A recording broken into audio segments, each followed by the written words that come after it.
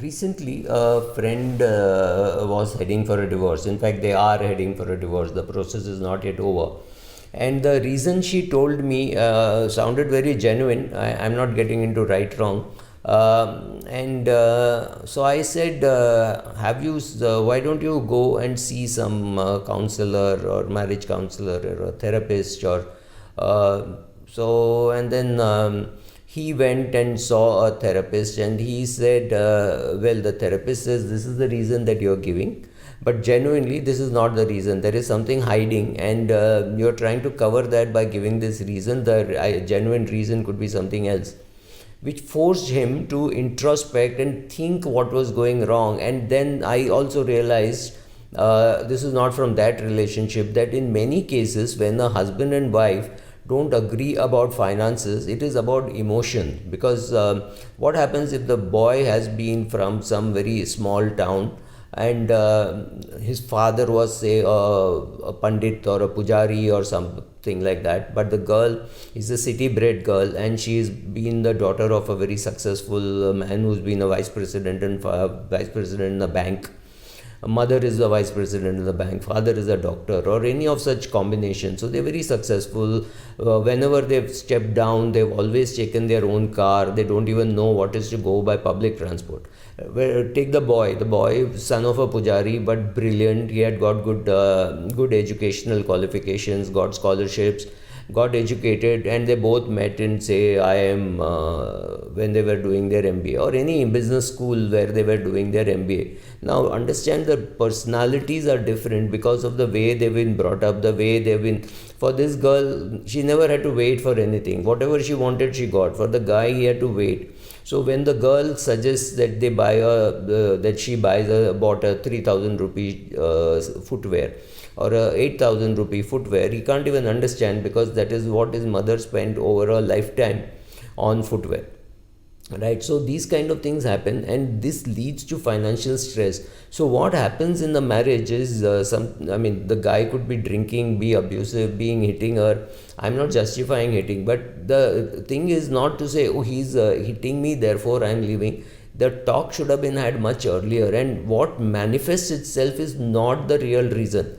The real reason that why he is hitting her could be he's got a complex. Maybe he can't handle her success. So if you want to save the marriage, you should have had a therapy long ago, before it reached this stage. Because it is wrong to stay on in an abusive relationship. You have to cut that relationship on the first day of abuse, otherwise you get used to it like a frog in the well.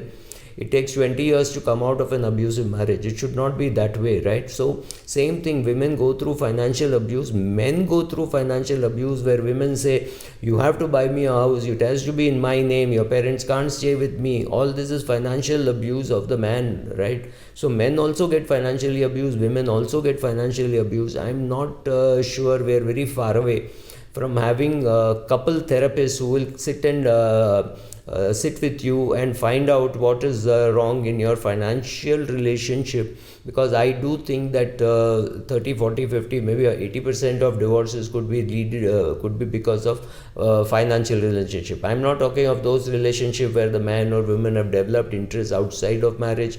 They want a different partner. That must of course be happening, but I'm not getting into that. But largely poor financial communication between the couples, and that is not helped at all by a financial planner who is talking only to the man or only talking to the women. That is also happening. You have to talk to couples, you have to make sure that they understand it exactly the same way that you intend that they understand, right?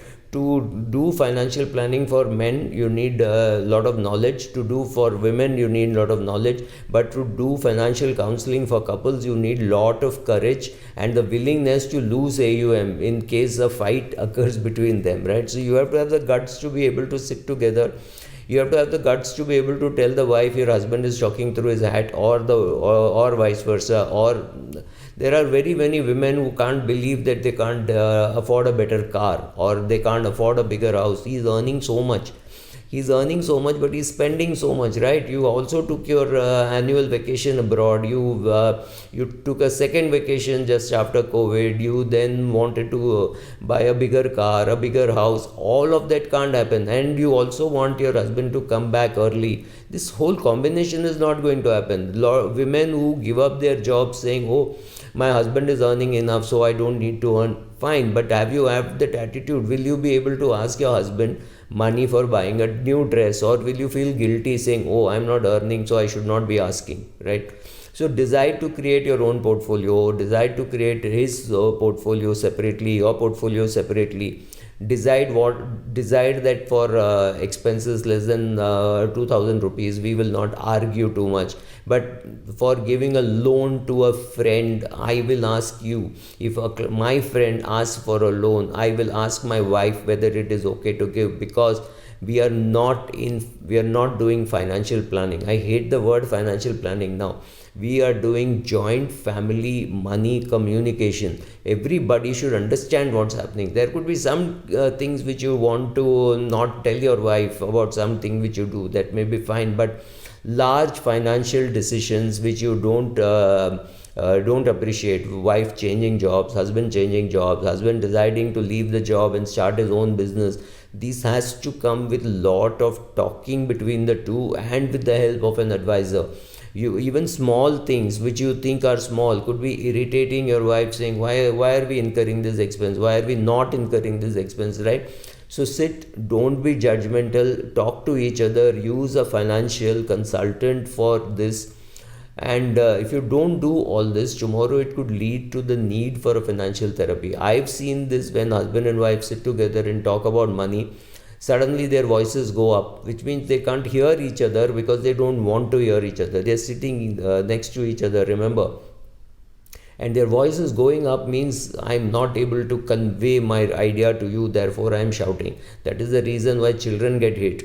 No lady hates her mother-in-law, but she hits her children simply because all the anger from all over is packed into hitting the child, right? So child abuse, I'm digressing, but internal financial communication between all people in the family. So the family should know why you have been chosen as a financial advisor, why your advice is more valuable, why your experience is valuable. Not saying, oh, go to this old man. That it's not going to work.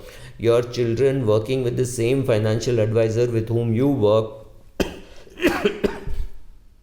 will not happen unless they understand the process of why this has been selected, why these funds have been selected. They need to understand the process as much as you do. Thank you.